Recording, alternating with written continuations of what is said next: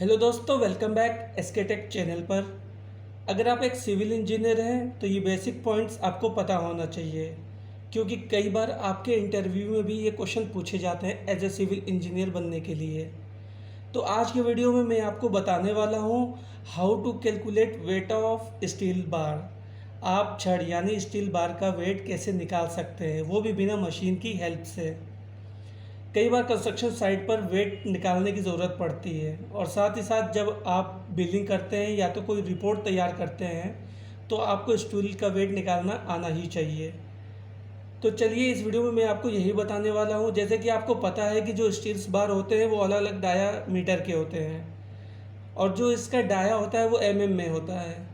तो जो हमारे स्टील्स बार होते हैं, जैसे कि आप देख सकते हैं इस ड्राइंग में, 8 का, 10 का, 12 का, 16 का, 20 का, 25 का, 32 का, ऐसे और भी ज़्यादा के आते हैं।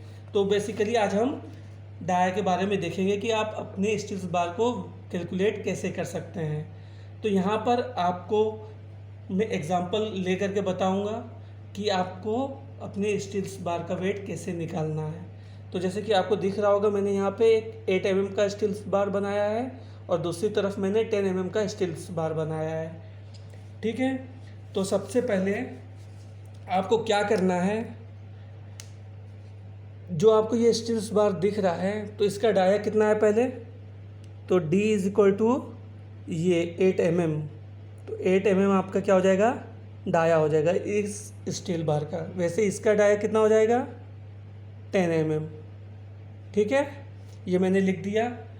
अब इस स्टील बार का लेंथ कितना है, जैसे कि यहाँ पे मैंने मेंशन किया हुआ है 12 मीटर, और इस तरफ भी 12 मीटर। तो आप लिख लीजिए पहले L is equal to 12 metre, L is equal to 12 metre, दूसरी तरफ भी लिख लीजिए। ठीक है, वैसे आपको मैं एक बता दूं कि जो स्टील्स बार की जो लेंथ होती है वो एक्चुअली 12 मीटर की ही होती है, इसलिए मैंने यहाँ पे लेंथ जो लिया है वो 12 मीटर का ही लिया है। ठीक है, तो अब कैलकुलेट जो करना है मुझे स्टील बार का, उसकी इक्वेशन क्या होती है। तो यहाँ पे मैं इक्वेशन लिखूँगा, या तो आप इसको फार्मूला भी बोल सकते हैं। तो जो हमारा स्टील बार का कैलकुलेशन करना है वेट का, उसका जो फार्मूला होता है वो होता है D का स्क्वायर अपॉन 162। पहले यहाँ पे भी मैं लिख देता हूँ इसका फार्मूला, D का स्क्वायर अपॉन 162। ठीक है, यहाँ पे D क्या है, D हमारा है डाया ऑफ स्टील्स बार। ठीक है, डाया ऑफ स्टील बार्स, मतलब जो ये आपका डाया है स्टील बार का, जैसे यहाँ पे मैंने 8 का लिया है तो वही आपका D हो जाएगा। यहाँ पे 10 लिया है तो D आपका हो जाएगा 10 ठीक, आई होप आपको इतना समझ में आया होगा। तो जो ये इक्वेशन है, ये इक्वेशन यूनिट वेट के लिए होता है। ठीक है, आपको 1 मीटर के सरिये का वेट कितना होगा ये बताएगा। तो जैसे यहाँ पे हमने 12 मीटर की सरिया ली है तो इसका वेट हमको निकालना है, तो इसका इक्वेशन अलग बन जाएगा। ये इक्वेशन जो बना है D का स्क्वायर अपॉन 162, ये 1 मीटर सरिये का है, लेकिन हमें निकालना है 12 मीटर के सरिये का। तो इसका इक्वेशन क्या हो जाएगा, equation is equal to D का square upon 162 into length. Length कितनी है, 12 मीटर, तो यहाँ पे लेंथ में क्या रखेंगे आप, 12 मीटर। चलिए इसको सॉल्व करते हैं। D कितना है हमारा, यहाँ पे हमने 8 दिया है, तो 8 का स्क्वायर है, तो 8 इंटू 8 अपॉन 162 इंटू लेंथ कितना है, लेंथ है हमारा 12 मीटर, तो यहाँ पे हमने लिख देंगे। ठीक, अब आप सोच रहे होंगे कि 162 है क्या, तो ये कांस्टेंट होता है, ये हमेशा यही रहता है। ठीक है, यहाँ पे भी सेम इक्वेशन आएगी, D का स्क्वायर अपॉन 162 इंटू L, यहाँ पे D कितना है 10 इंटू 10 अपॉन 162, और लेंथ कितना है 12 मीटर। ठीक, अब हम इसको सॉल्व करेंगे। जब हम इसको सॉल्व करेंगे, सॉल्व करने पे आपका आएगा 4.74 kg, मतलब 4 किलो 74 ग्राम का हो जाएगा। वैसे इसको जब सॉल्व करेंगे तो ये कितना हो जाएगा, 40 kg।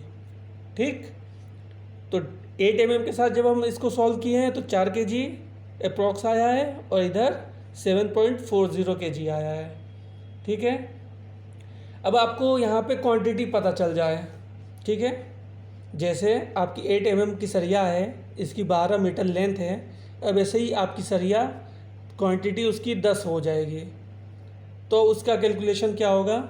उसका कैलकुलेशन भी सेम यही है। उसमें क्या करना रहेगा आपको, जब आपको क्वांटिटी पता चल जाए, जैसे कि ऐसी सरिया आपके पास 10 है तो उसकी कैलकुलेशन क्या हो जाएगी, d² अपॉन 162 इंटू एल, ये लेंथ हो जाएगी। अब क्वांटिटी कितनी है, यहाँ क्वांटिटी लिख दीजिए।